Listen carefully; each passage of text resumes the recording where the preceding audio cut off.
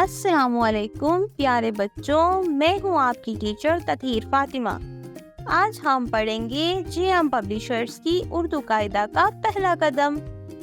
پیارے بچوں، آج کا ہمارا سبق ہے میم، جو کہ لام کے بعد آتا ہے۔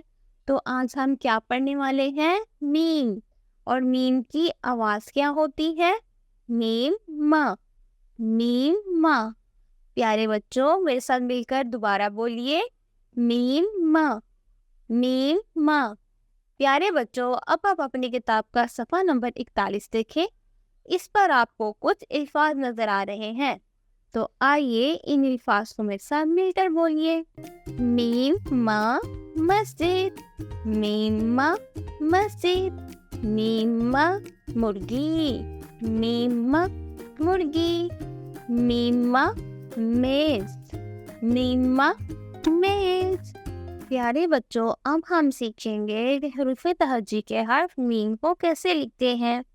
گھر پر یا ٹیچر کی مدد سے ایک سینٹرے لیں اور اس پر میم کی ٹریسنگ سیکھتے ہیں۔ سب سے پہلے بچہ ایک چھوٹی سی شکل بنائے، جیسے دائرہ ہو۔